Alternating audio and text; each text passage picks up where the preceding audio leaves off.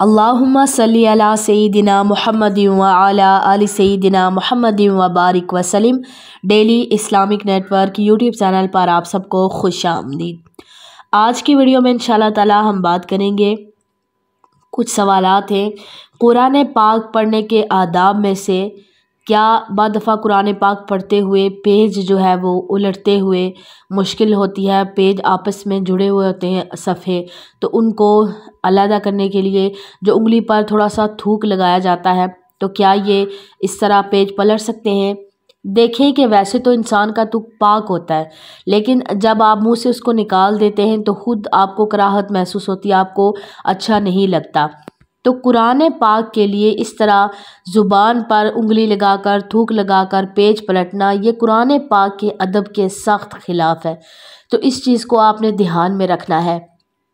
जिस चीज़ से आप ख़ुद कराहत महसूस कर रहे हैं, तो कुरान पाक पढ़ते हुए या कोई भी हदीस पाक पढ़ते हुए, हदीस की बुक पढ़ते हुए या कोई भी इस्लामिक किताब पढ़ते हुए, तो ऐसा करना बिल्कुल भी ठीक नहीं है। तो ऐसा ना किया जाए, इस चीज़ से बचा जाए और अपने बच्चों को भी समझाएं कि इस चीज़ से बचे रहें। दूसरा सवाल है कि घर में बिल्ली पालना कैसा है? बिल्ली पालना बिल्कुल जायज़ है, लेकिन शर्त यह है कि उस बिल्ली का ख़ास ख्याल रखा जाए, खाने पीने का। और इसी तरह ना सिर्फ बिल्ली बल्कि जो भी घर में जानवर पाला जाए उसका भी ख्याल रखा जाए। जैसे लोग हिफाजत के लिए कुत्ते पालते हैं, तो उनके भी खाने पीने का ध्यान रखा जाए। ऐसा नहीं है कि आप बिल्ली ले आए घर में, लेकिन उसको खाना पीना आप नहीं डाल रहे। जो ऐसे ही फिरती रहती हैं बिल्लियाँ, उनको तो पता होता है, आदत होती है, लेकिन जो घर में आप पालते हैं बिल्ली, तो उनको इधर उधर जाने की आदत नहीं होती। बेचारी मैंने ख़ुद अपनी आंखों से देखा है, पहले लोग शौक़ में ले आते, कुछ दिन उनका ख्याल रखते, उसके बाद फिर उनको छोड़ देते हैं। फिर वो बेचारी बाहर कहीं नहीं जा सकती और इतनी ज़्यादा कमज़ोर। और इसी तरह ना सिर्फ बिल्लियाँ बल्कि कुत्ते भी इसी तरह, जो घर में पाले हुए होते हैं वो बाहर फिर कहीं नहीं जा सकते, ना ही वो कूड़े में जाते हैं, कूड़ेदान में खाने की चीज़ें खाने के लिए, ना ही वो इसी तरह नाली वगैरह में जाते हैं, सड़कों वगैरह में जाते हैं, बल्कि उनको इस चीज़ की आदत ही नहीं होती। तो आप कोशिश करें कोई भी जानवर आप घर में पालें तो उसका ख़ास तौर पर ख्याल रखें, उसको खाना दें, पानी दें टाइम पे, और उनका प्रॉपर ख्याल रखें। तो बिल्ली पालना बिल्कुल जायज़ है। हज़रत अबू हुरैरा रज़ियल्लाहु ताला अन्हु ने बिल्लियाँ पाली, उनको पसंद थी बिल्लियाँ बहुत ज़्यादा, बिल्लियों से वो बड़ा प्यार करते थे, जिसकी वजह से उनका जो नाम है वो अबू हुरैरा यानी बिल्लियों का बाप पड़ गया। ये प्यार मोहब्बत से उनका नाम ये रख दिया गया, अबू हुरैरा। तो कोई भी जानवर है उनको पाले घर में, तो उनका ख़ास ख्याल भी रखें। कोई भी जानवर हो, परिंदा हो, किसी किस्म का भी हो, तो अपने जानवरों का ख़ास ख्याल रखें। जो अल्लाह ताला ने ख़ास तौर पर शफ़क़त का जो मामला थे वो उसका फ़रमाया नबी पाक ने कि जानवरों पर जो ख़ास शफ़क़त है वो उन जानवरों पर की जाए। अगला सवाल है कि अगर कब्र किसी भी इंसान की धंस जाए, तो क्या ये इस बात की अलामत है कि उस इंसान को अज़ाब हो रहा है, कब्र का धंस जाना? देखिए, ये इंसान का और अल्लाह का मामला होता है। कोई भी कब्र आप देखते हैं वो धंस जाती है, वो इस वजह से बारिश वगैरह ज़्यादा होने की वजह से, ऊपर अगर कब्र कच्ची है, बहुत ज़्यादा पानी आ गया है वहाँ पर, या पानी कहीं से जमा हो गया, बहुत ज़्यादा बारिश हो गई है, तो कब्र टूटना शुरू हो जाती है।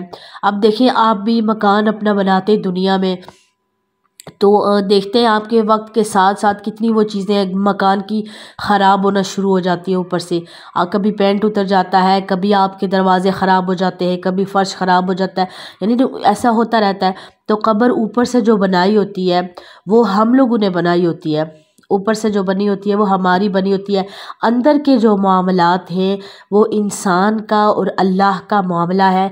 तो ये गिर जाती हैं कब्रें बारिश ज़्यादा होने की वजह से, या बहुत ज़्यादा साथ साथ कब्रें होती हैं। एक कब्र की जब खुदाई करते हैं तो वो उसके जो साथ कब्र होती है तो उसको भी थोड़ा सा यानी वो नुकसान पहुँचने का अंदेशा होता है अगर बिल्कुल साथ साथ हो। तो इस वजह से भी क्या होता है कि कब्रें बैठना शुरू हो जाती हैं बारिश से। तो ये नहीं कहना चाहिए कि ये अज़ाब की निशानी है, अस्तग़फ़िरुल्लाह। और बाद दफ़ा लोग ऐसा करते हैं कि अच्छा कब्र बैठ गई है तो अब क्या करें कि इस पूरी कब्र को मुर्दे को निकाला जाए और निकाल कर और फिर इसे दूसरी जगह दफन किया जाए। ऐसा हरगिज़ नहीं करना चाहिए, क्योंकि काफ़ी अरसा गुज़र चुका होता है और क्या पता वहाँ पर बाद दफ़ा इंसान की हालत कैसी हो कैसी ना हो। नाश जो है वो क्या पता हड्डियाँ सिर्फ रह चुकी हों या इतनी बंदे को या सलामत हो, ये अल्लाह बेहतरीन जानता है। तो ऐसा नहीं कहना चाहिए कि अज़ाब है, ऐसा ये अल्लाह का और इंसान का पर्दा उठाने वाली नाउज़ुबिल्लाह बात है कि अज़ाब हो रहा है इस वजह से कब्र बैठ गई, ऐसा बिल्कुल भी नहीं होता। हाँ, ऊपर से जो बैठ गई है कब्र उसको मट्टी वगैरह बिल्कुल सीधी करके तो ऊपर से दोबारा उसको सीधा कर दिया जाए, ताकि ज़्यादा बिल्कुल ऐसा ना हो कि नाम निशान ही ख़त्म हो जाए। ऐसा नहीं करना चाहिए, ऐसा ताकि ना हो। लेकिन अगर किसी की कब्र ताज़ी हो, यानी अभी कुछ टाइम गुज़रा हो, कुछ दिन गुज़रे हों कि कब्र अभी मट्टी थी और बहुत ज़्यादा तेज़ बारिशें हुई हैं और ख़राब हो गई है या बिल्कुल ही ऊपर से ख़त्म हो गई है, मट्टी हट गई है, तो फिर हाँ निकाल कर तो दोबारा कब्र को अच्छे तरीके से दोबारा किया जा सकता है। अगर उसके अंदर नाश जो है वो सलामत हो तो उसको जो दोबारा से उसको मुरम्मत की जा सकती है। लेकिन ये कहना बिल्कुल भी ठीक नहीं है कि अज़ाब हो रहा है। आप और मैं कौन होते हैं फ़ैसला करने वाले कि किसी की कब्र धंस गई है तो उससे अज़ाब हो रहा है? ऐसा हरगिज़ नहीं है। ये अल्लाह का और इंसान का मामला है, अल्लाह का और इंसान का पर्दा है। दुनिया में भी चलते फिरते लोगों का अल्लाह ने पर्दा रखा हुआ है और कब्र में भी अल्लाह ताला ने इंसान का पर्दा रखा हुआ है। हम नहीं कह सकते हैं कि किसी की कब्र, बाद दफ़ा ऐसा भी देखा गया है कि अगर किसी की कब्र से निकल गया हो या कोई चूहा वगैरह या कोई इस तरह की चीज़ निकल जाए, या जैसे कब्रिस्तान में वो एक चूहे के रंग का अजीब सा जानवर होता है वो निकल गया तो अच्छा ये इस कब्र से निकला, इसका मतलब है कि इस कब्र के अंदर जो बंदा है उसको खा रहा होगा। नहीं, हम कौन होते हैं इस तरह की बातें करने वाले। देखिए ये जानवर हैं, मौजी जानवर, ये हर जगह पर होते हैं। क्या हमारे घरों में नहीं आ सकते? हमारे घरों के अंदर सांप भी आ जाते हैं, चूहे भी आ जाते हैं, बिल्लियाँ, हर चीज़, इस तरह की चीज़ें सारी आ जाती हैं जो मौजी जानवर होते हैं। तो क्या इसका मतलब है कि हमारे ऊपर अल्लाह का अज़ाब आ गया है? तो ऐसा नहीं कहना चाहिए। मग़फ़िरत की दुआ तमाम लोगों के लिए, तमाम मुस्लिमीन मुस्लिमात के लिए करना चाहिए, लेकिन ऐसा कहना बिल्कुल भी ठीक नहीं है। और उसके बाद एक और सवाल है कि ज़िना से तौबा करने का तरीका क्या है? तौबा करने का तरीका यही है कि इंसान अगर वाकई में सच्ची तौबा कर रहा है, इंसान को तौबातुन नसूह, यानी तौबातुन नसूह वो तौबा है, हदीस पाक में आता है कि इंसान इतनी सच्ची तौबा करे, इतनी पक्की तौबा करे, जैसे गाय और भैंस का दूध निकाला जाता है वो निकल जाता है दोबारा तो उनके थनों में नहीं जा सकता। तो इस तरह तौबा इंसान करे कि दोबारा उस गुनाह की तरफ ना जाए, इतनी अल्लाह ताला के सामने गिड़गिड़ाए। और अगर कोई इंसान ये सोचेगा कि अब मैंने तौबा कर ली और उसके बाद दोबारा गुनाह का मुर्तकिब होना है, तो ऐसे इंसान की तौबा कबूल नहीं होती। ऐसे इंसान फिर अल्लाह ताला उससे खुश नहीं होता। अल्लाह तबारक व ताला उसी इंसान से खुश होता है जो पक्की तौबा करे और माफ़ी मांगे, और फिर क्या करे कि अल्लाह ताला से सच्ची तौबा करके तो दोबारा फिर इंसान उस गुनाह की तरफ ना जाए। तो अल्लाह तबारक व ताला माफ़ करने वाला है और बख्शने वाला है और गफ़ूर रहीम है अल्लाह तबारक व ताला। तो इस चीज़ का ख़ास तौर पर ध्यान रखा जाए और तौबा करके तो दोबारा कोशिश की जाए कि ऐसे गुनाहों की तरफ ना जाया जाए। और इसके अलावा एक और सवाल किया गया था कि कुरान पाक पढ़ते हुए, कुरान पाक की तिलावत कर रहे हैं, तो अगर किसी का वज़ू नहीं रहा, वज़ू तो फिर आपने अब क्या करें? तो उस टाइम क्या करना है कि कुरान पाक को आपने फ़ौरन रख देना है। रखने के बाद अगर आपने दोबारा पढ़ना है तो आप दोबारा फिर वज़ू करें और फिर दोबारा से पढ़ें, कुरान पाक की तिलावत करें। और इसी तरह अगर नमाज के दौरान अगर किसी का वज़ू नहीं रहा तो फिर क्या करें कि नमाज को दोबारा वज़ू करें और दोबारा वज़ू करने के बाद नमाज को दोबारा से कंप्लीट करें। लेकिन अगर किसी को बीमारी की वजह से ऐसा होता हो कि नमाज वज़ू कर रहे हैं, बार बार वज़ू करें और बार बार मसला हो, किसी को बार बार हवा खारिज होने का मसला हो या पानी आने का मसला हो किसी भी किस्म का, तो फिर वो इंसान क्या करें कि वज़ू करके एक नमाज पढ़ सकते हैं। एक नमाज आप पढ़ें और हर नमाज के लिए आपको दोबारा से फिर वज़ू करना पड़ेगा, क्योंकि आप मरीज़ हैं तो आपकी नमाज कंप्लीट हो जाएगी। अगर आप 4 फ़र्ज़ पढ़ सकती हैं तो 4 फ़र्ज़ आप उसी एक वज़ू के साथ सिर्फ़ एक नमाज़ पढ़ें, ज़्यादा फिर आप नमाज़ें ना करें। एक बहन ने ये सवाल किया था कि ये प्रॉब्लम है तो फिर क्या किया जाए। अगर किसी को बीमारी हो और मसला हो, गैस का मसला हो या इस तरह की प्रॉब्लम हो, तो वो क्या करें कि आप नमाज आप अपनी पढ़ें और उसके बाद फिर हर नमाज के लिए आप नया वज़ू करें, आपको गुस्ल करने की ज़रूरत नहीं है। और बाद दफ़ा ये भी एक कहा जाता है, बहनों में एक ये मसला पाया जाता है कि अगर कोई पानी वगैरह आया या इस तरह की चीज़ तो बार बार गुस्ल करना पड़ेगा। नहीं, आपको बार बार गुस्ल नहीं करना पड़ेगा, बल्कि हर नमाज के लिए, क्योंकि ये आपका उज़्र है, आपकी बीमारी है, आपको हर नमाज के लिए नया वज़ू करना पड़ेगा, गुस्ल नहीं करना पड़ेगा बार बार।